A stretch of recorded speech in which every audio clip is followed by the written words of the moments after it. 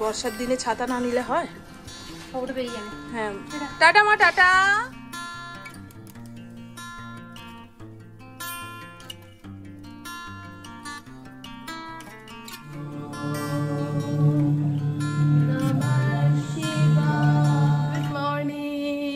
সকাল, কেমন আছেন আপনারা সবাই? নিশ্চয়ই খুব ভালো আছেন, আমিও খুব ভালো আছি। আজ হলো সোমবার, ঘড়ির কাঁটা 7টার ঘরে। পুপুর আজকে পরীক্ষা রয়েছে। গতকাল রাত থেকে যা মুষলধারে বৃষ্টি নেমেছিল, সকালেও দেখি ঝিরঝির করে ঝরছে, ওটা দেখে ঘাবড়ে গিয়েছিলাম।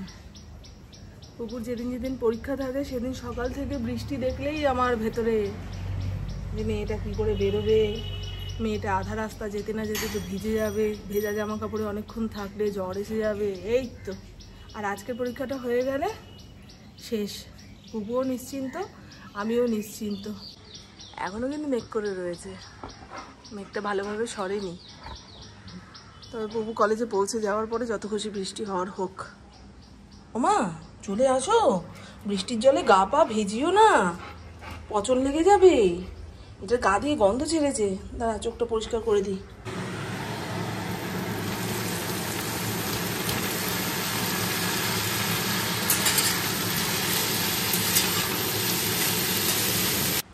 গরম ভাবটা বেরিয়ে যাক, তারপরে ঢাকনা আটকাবো। পুপু স্নান করে নিচের ঘরে চলে এসছে। পুপু 9:30টার সময় বেরোবে, আমার হাতে 1 ঘন্টা সময় রয়েছে। পুপু স্নান করে বইটা নিয়ে বসেছে। আমি এই 1 ঘন্টার মধ্যে যতটুকু সম্ভব জামা কাপড়গুলো গুছিয়ে ফেলি। কি লন্ডভন্ড অবস্থাতে রয়েছে, নাইটিগুলো গুছিয়ে রেখে দিয়েছি, জায়গা মতো তোলা হচ্ছে না দেখে লন্ডভন্ড লাগছে। শাড়িটা এইভাবে রেখে দিয়েছি তো এইভাবেই পড়ে রয়েছে, নিচের ঘরে আসাই হচ্ছে না। তো রান্নাবান্না সেরে কতক্ষণে ওপরের ঘরে যাব, পুকুর পাশে গিয়ে বসবো, বুঝলেন? এই তো আজকে পরীক্ষাটা শেষ হয়ে গেল, মানে আবার পুরনো রুটিনে আমার কাজকর্মগুলো চলবে। একটা জিনিস আমি খেয়াল করেছি, জামা কাপড় পরার সময় একটাও খুঁজে পাবো না, আর গোছানোর সময় মনে হয় জামা কাপড় শেষই হতে চাইছে না। কিছু জামা কাপড় কমিয়ে ফেলতে পারলে ভালো হয়। বাসন কোসনের বেলাতেও এরকম, জানেন, মনে হয় খাওয়ার টাইমে বাটি ঘটি কিছুই খুঁজে পাচ্ছি না, আবার মাজা বাসন যখন গোছাতে যাচ্ছি কিছুতেই ফুরাচ্ছে না। আর এই লাল শাড়িটা দেখলেন, সমাধির মেয়ের সাথে পরে গিয়েছিলাম, ওখানকার সবাই প্রশংসা করছিল, এটা কি শাড়ি, এটা কি শাড়ি, অনেকেই জানতে চেয়েছে। তখন তো বলে এসেছি টিস্যু শাড়ি, এখন দেখছি এটা অর্গানজা শাড়ি। আর এই মুহূর্তে আমার রিসেন্ট ফেভারিট শাড়ি হচ্ছে এই কটা। বর্ষার দিনে জলকাদা ভেঙে যেখানে খুশি যাই না কেন, একটু কেচে ধুয়ে মেলে দিলেই শুকিয়ে যাবে, সেই কারণে বাইরেই রেখেছি। কেউ নিমন্ত্রণ করলেই এইগুলো পরে হাঁটা দেব। আর এইটা তো জানেন বুটিক থেকে কিনেছিলাম, খুব ভালো। আবার এই বুটিকে যাব, আর আমার বেশি দামের শাড়ি পরতে ইচ্ছা করে না, কিনতেও ইচ্ছা করে না। মনে হয় টাকা খরচা করে কিনে সেই আলমারিতে জমিয়ে রাখো, কবে একটা ভালো অনুষ্ঠান আসবে তখন পরবো, দরকার নেই। কম দামের অনেকগুলো থাকলে সেগুলো আমি যখন খুশি তখন পরতে পারবো। এই জামা কটা কাচতে দেবো বলে বাইরে বের করে রাখলাম, পুপু বেরিয়ে যাক, ওয়াশিং মেশিন চালাবো। বর্ষার দিনে ছাতা না নিলে হয়? ওটা বেরিয়ে যাবে। হ্যাঁ, টাটা মা, টাটা। পরীক্ষার হলে ঢোকার আগে টিফিনটা খেয়ে নিও, জল খাবে। টাটা প্রভু। এই গাছে একটু মাটি লাগবে, এই ভার্মি কম্পোস্টের প্যাকেট এনে রেখেছি, সময় করে এই গাছের গোড়াতে ভার্মি কম্পোস্ট দিয়ে দেবো। গাছটা আনার সময় ওই নার্সারির লোকটাকে বললাম যে গাছের গোড়ায় তো মাটি নেই, একটু মাটি দিয়ে দিন না। বলে যা মাটি আছে তাতেই বেঁচে যাবে। বলো কি বলি? তারপরে এটাতে আছে যা, এই জায়গা পরিষ্কার করব ভেবেছিলাম। সোফাটাকে গুটিয়ে দিলে আগের মতন অনেকটা জায়গা পাবো যাতায়াতের জন্য।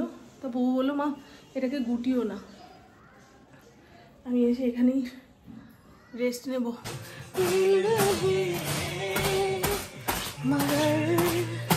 চুপকে চুপকে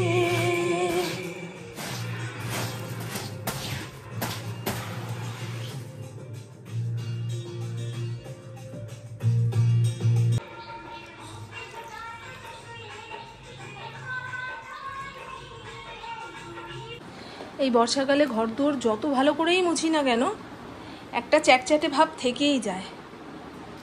তাই এর আগের দিন আপনাদের বলেছিলাম, 2-1 জন বুদ্ধি দিয়েছিলেন যে উষ্ণ গরম জল দিয়ে ঘর মুছবে, তাহলে চ্যাটচ্যাটে হবে না।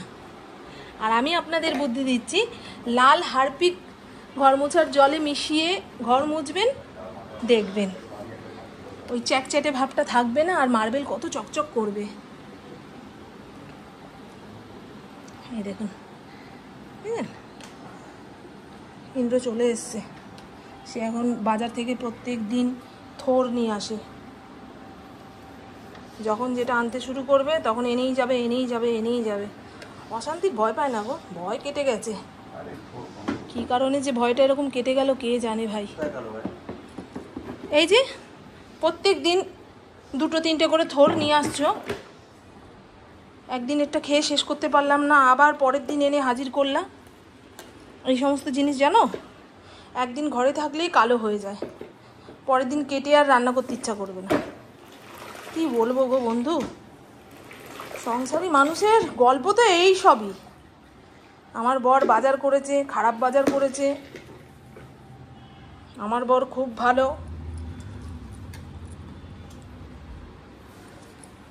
ওহ, মারাত্মক গরম লাগছে প্রভু। এই ঘরটা কি পুষতে পারবো না নাকি? এবার মুছতে হবে না? ছেলে ঘুমাচ্ছে বলে আমি আমার কাজ বন্ধ করে দেবো? আচ্ছা, ক্যামেরাটা বন্ধ করে নিয়ে মুছি।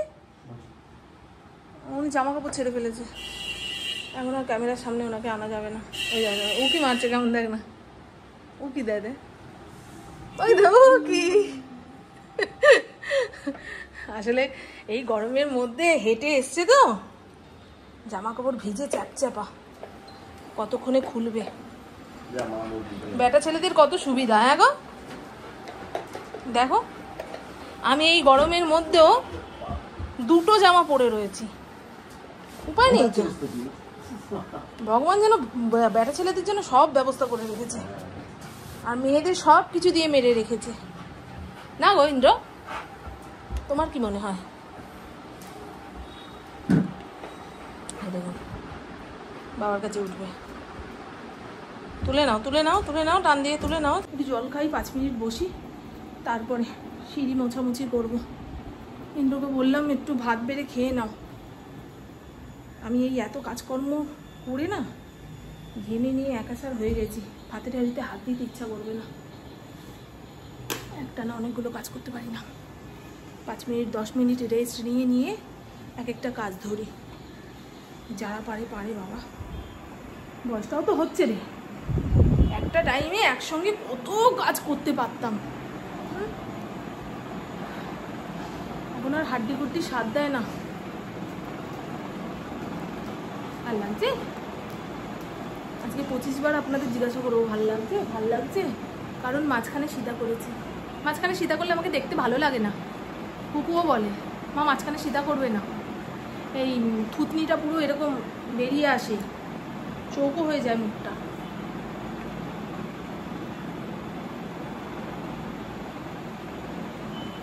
মারাত্মক গরম গো, মারাত্মক। বৈশাখ জ্যৈষ্ঠ মাসের গরম সহ্য করা গেছিল, তবে এই শ্রাবণ মাসে যা ভাদ্র মাসের গরম দিয়েছে নেওয়া যাচ্ছে না। ইন্দ্রর মতন করে পুজো দিয়ে গেছে, আমি স্নান ধান করে এসে শিব পুজো করব। আজ শ্রাবণ মাসের 2য় সোমবার। আমার মুখটা এমন তিতা হয়ে রয়েছে, মনে হয় গলার মধ্যে কেউ 1 মগ বিষ ঢেলে দিয়েছে, জানেন? এই রকম। সকালে কিছু খেতেও ইচ্ছা করে না, খেলে মনে হয় বমি হয়ে যাবে, এইরকম।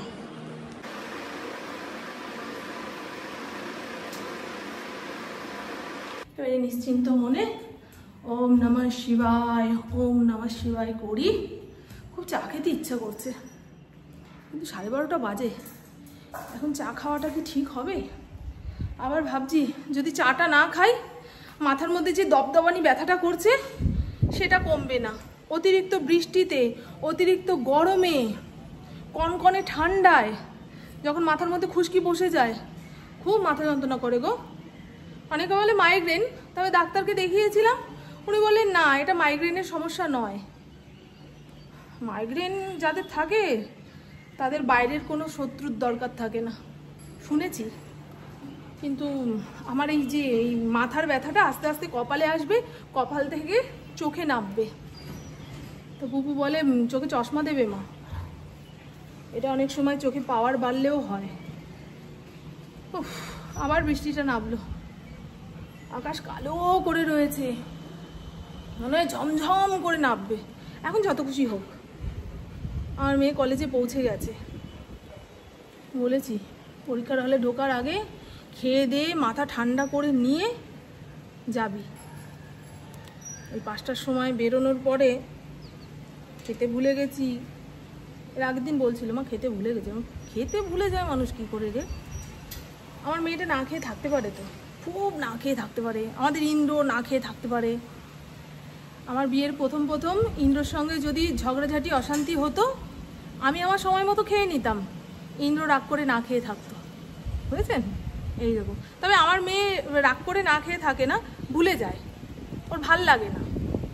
যেই শোনে এই সেই রান্না হয়েছে, মনের মতো নয়, ভাল লাগছে না, খাবো না।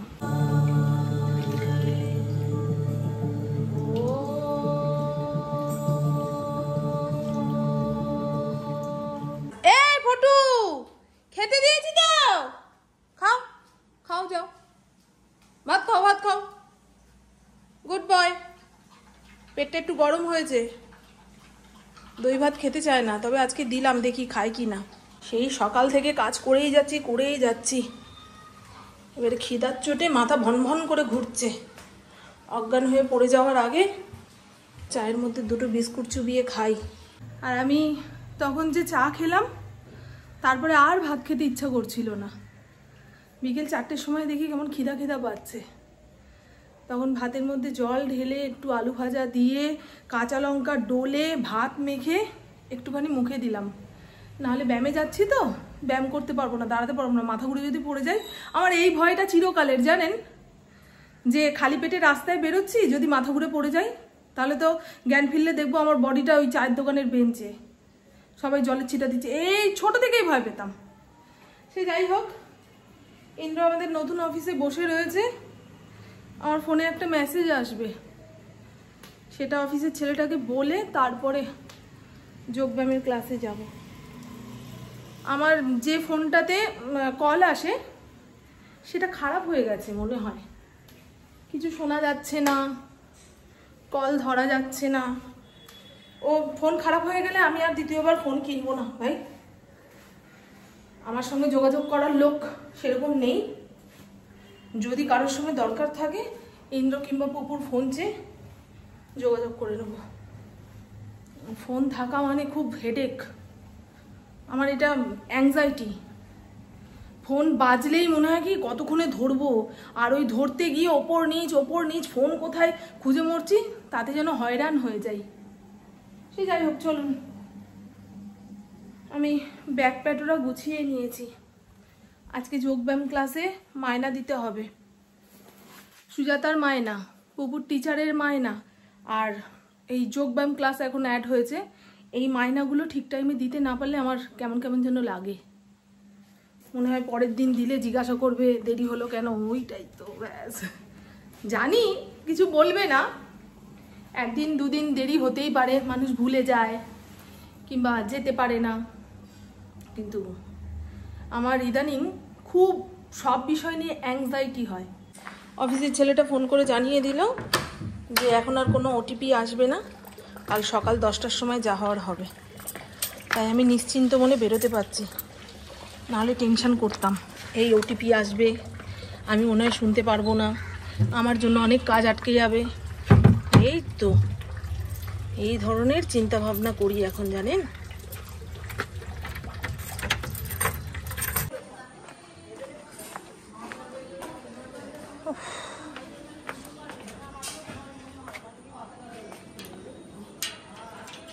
এই বর্ষায় পুঁইশাকের ডাল যেখানে ফেলা হচ্ছে সেখানেই পুঁইশাকের জঙ্গল। আমাদের ছাদেও হয়েছিল, সেদিন কেটে খেয়েছি। পুপু খেতে চায় না আমার ছাদ বাগানের শাকসবজি ফল। কোকো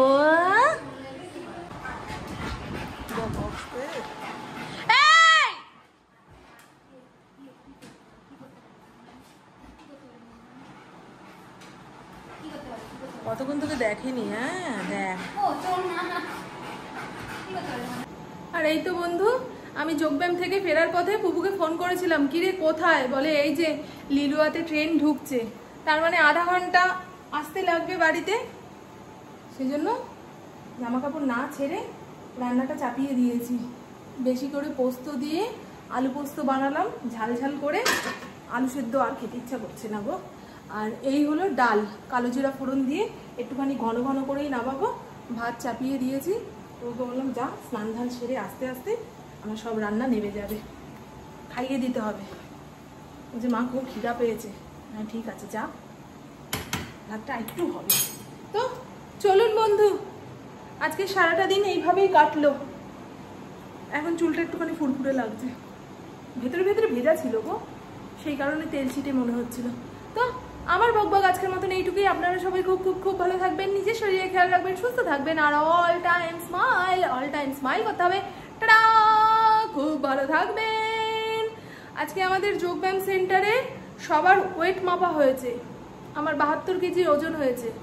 পুরো 10 কেজি কমিয়ে ফেলতে হবে। 10 কেজি তো কমবে না, ওই ধরুন পুজোর আগে আগে 5 কেজি যদি কমিয়ে ফেলতে পারি। কিভাবে কমাচ্ছি না কমাচ্ছি চেষ্টা করছি, সেটা আপনাদের সঙ্গে শেয়ার করব। আজকে বাজার থেকে 2 খানা মোচা এনেছি।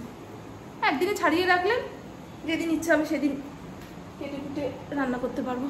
চলুন বন্ধু, টাটা, খুব ভালো থাকবেন। ওই যে আমার মেয়ের পরীক্ষা শেষ, জিঙ্গালালাহু। আজকে আমরা অনেক রাত্রি পর্যন্ত গল্প গুজব করবো, কালকে সকালবেলায় উঠে একসঙ্গে চা খাবো। টাটা, ভালো থাকবেন।